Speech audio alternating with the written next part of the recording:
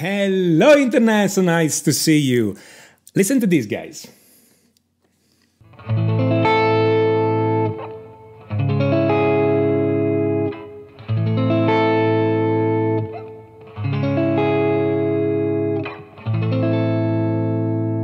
Spooky, eh? So, what am I playing right now? These are... The first chord is an A minor, the second chord is a C sharp minor. If you try to find a key that contains both chords, you're not going to find it. Those two chords are in two different keys. So they don't work together in the standard normal sense. And yet, you've already heard music like that. And you probably heard it at the cinema, the movies. Because this kind of chord progression, when you use those two chords or similar chords that are not in key together, it's very common in music for movies, in movie soundtracks. Okay? It has also a name.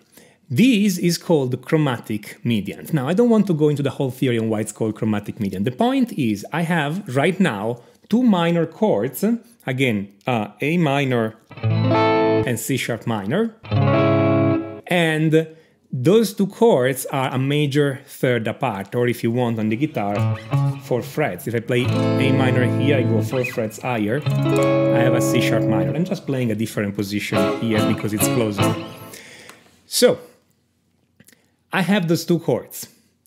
These are great. They sound great together. So everybody who discovers this at the beginning goes like, great, I found the secret of movie soundtracks. And then you get immediately on a stumbling block. And what is that? It's how do we write a melody on those two chords? Because they are not in the same key. You're not going to find a scale that works on both chords at the same time.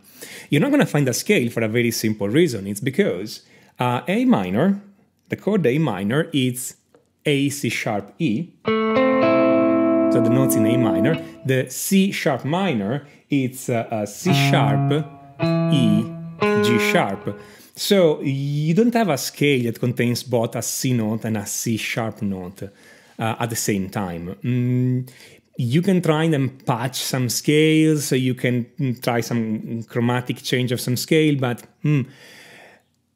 actually, the best way to write a melody over those chords is to not think too much about scales. Now, some time ago, I had a student asking me this exact question, so I'm going to show you the answer I gave him, and there are a lot of tips in that, and I want you guys to take all those tips, so grab your guitar and follow along. But before we go there, just a quick thing. I know some people among you are really hung up on production values. When I was recording this lesson with my student, there was some noise disturbance on his side because his microphone was not working properly. So, if you're really disturbed by some noise on the microphone, don't watch the rest. You're missing out, but don't watch the rest. On the other hand, if you want to have some awesome information on how to write melodies over chromatic mediant, watch the rest, ignore the noise from the microphone. You've been warned. So I'm very interested in the chromatic mediants, and I've got a very specific chord progression, nice and easy, just A minor to C sharp minor.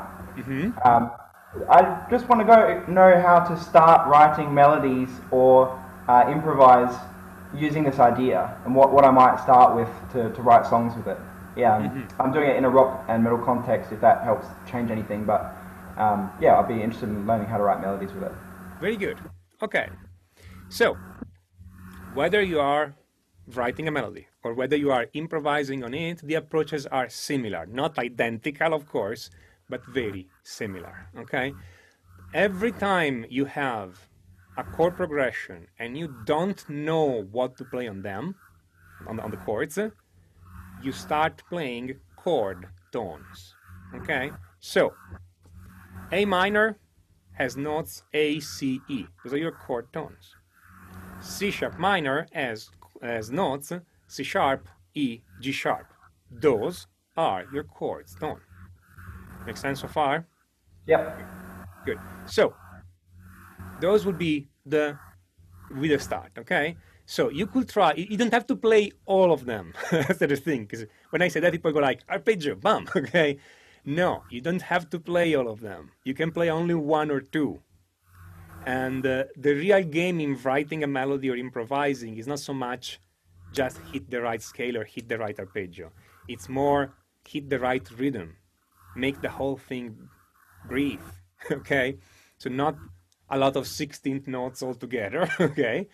But create a little arc with the melody, okay? So that said, again, we can start using ACE on A minor, C sharp, E, G sharp on C sharp minor. Now, the problem is when there is the transition between the two chords, okay? Because the two chords are not in the same key, of course.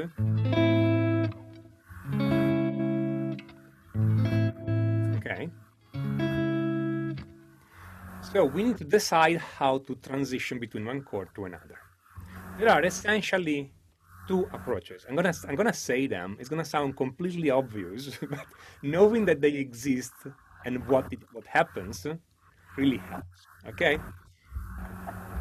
Whenever you have a chromatic mediant modulation like this one, so a chord going up and down a major or a minor third, usually, not true every time, every single time, but usually in the musical ones, at least one note is in common. Meaning A, C, E, C sharp, E, G sharp. So both chords have the E note inside. It's the fifth in A minor, it's the minor third in C sharp minor. That's the common note. So one thing you can do to move from one chord to another is to hold that note when the chord changes. So you play it just before, okay, and you hold it, or even pick it again at the chord change, okay? So let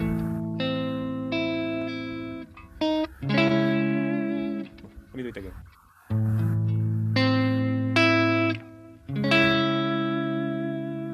See, my melody is super simple. It's C, E, E. Okay, no, nothing really complex here.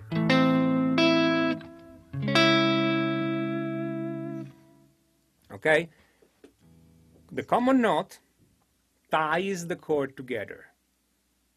Okay, it's just creates a little bridge between those two chords.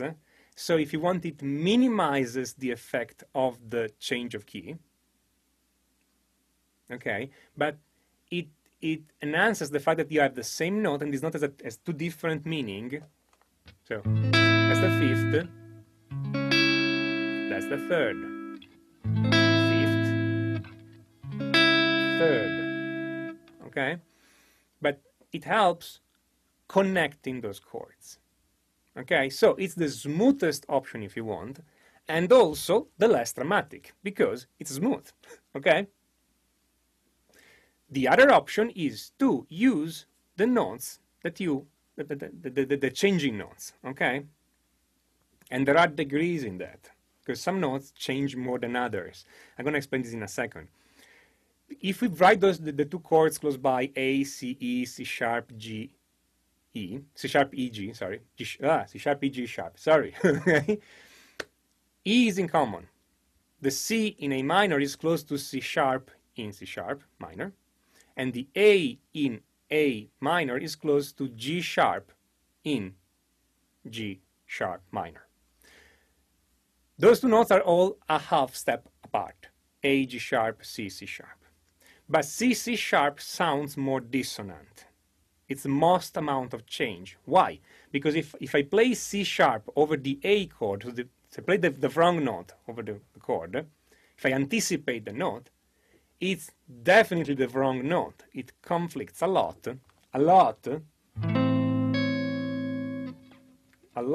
with the original chord, no? A minor, C sharp, okay? It's always a problem to play this stuff on a single guitar, because I have to play the A minor chord here, and the C sharp, but you can hear like, okay, wrong chord, wrong note, okay? If I play G sharp, on the other hand, over the original A minor, G sharp is not so bad. I mean, it can technically be there. It's dissonant, but not as dissonant as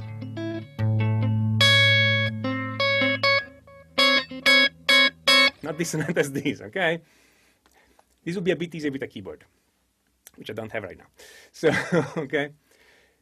Of course, it's in the screen, but it's not connected right now, so I cannot use it.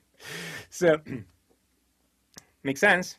So, when the chord change, if you hit one of those notes, now the melody makes a more dramatic change.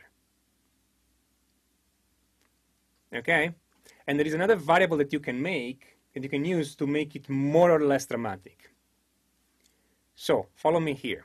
If you play, let's say, A and then C on A minor, and then from C you go to C sharp, when C sharp minor hit, you are leading your voice, you are creating a very little, making very little separation between the notes of the melody.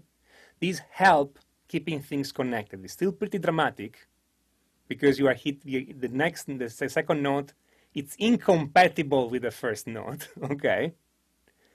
But the melody is close by. To get an even more dramatic effect, you can jump to the second note, okay? But then you run the risk of making it too disconnected.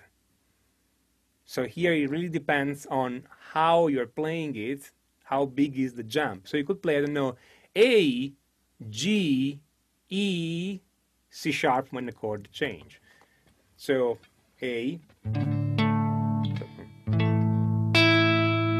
wait, what did I say? A, C, E, G, okay. Actually, even better, C, A, E, C sharp. I will of course need to play this way. I'll do it again. So I'm playing C, A, E, C sharp. Okay. While the other option is to play, for instance, A, E, C, C sharp, in which I have this C, C sharp transition, okay? And I'm using only chord notes okay, right now. Chord notes are the best. Chord tones or whatever, it's the same. The notes of the chord are the best. Then you can start adding any kind of tension in there. You can use the 7th, the 9th, the 11, the 13, all this kind of thing. 7 and 9 tend to sound better than 11 and 13 by themselves. Okay? The exact scale you can pick. Any scale that works on A minor, together with any scale that works on C sharp minor. The more notes of difference that are in the scale, the more the thing is disconnected. So you need to calibrate the connection, disconnection. The more disconnected it is, the more dramatic it is. But if you disconnect it too much, it just falls apart. Okay, now I cannot tell you which one is the best balance because it depends on you. Okay, different people like different kind of music. That's why some people like jazz and some people don't like jazz. For some people, it's too disconnected. Some other people, no, it's just right. Okay, if jazz is just right, you typically don't like a lot of metal because it's too connected, too much of the same, and vice versa. And again, typically, I don't want to pigeonhole anybody into being only metal or only jazz. It's a typical thing, though. Make sense? Those are your guidelines. Thank you. Yes, made perfect sense. Thank you. Go forth and write. And we are back here. So what do you do with all this information? Well, here's the first thing you do. You're going to record for yourself a backing track with those two chords. Now, you have different possibilities here. You can use a looper pedal. That's great. I love looper pedals because you can just strum a chord progression and improvise on top. Or you can just record a backing track very easily on your computer. If you have no idea how to record a backing track, then grab your phone, search the Vocal Memo application, click on record, put it on your table, and strum those two chords for a few times, and that's your backing track. The recording quality is immaterial. You're just trying to study how to create melodies over those two chords. And of course, today we didn't talk about scales at all. Scales would be the next level. Now, if you want to know more about the scales and the modes you can use on those chord progression, I totally recommend my course, Master of the Modes, where we study in depth all those scales and modes and other things you can play so that you can improvise and write solos over any kind of chord progression. If you like this video, smash on that like button and don't forget to subscribe and please click on notification. Otherwise, if you don't click on notification, YouTube will not tell you when I put up a new video. It's a strange system, but that's what YouTube does. And this is everything for today, and until next time, enjoy!